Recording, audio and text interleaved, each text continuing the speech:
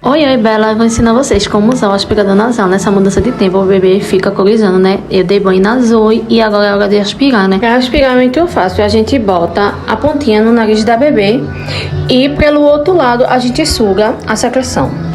Eu vou sugando até não sair mais nada.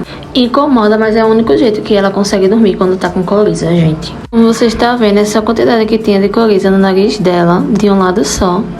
E para limpar é muito fácil, é apenas só tirar a ponta, lavar em água corrente e é isso.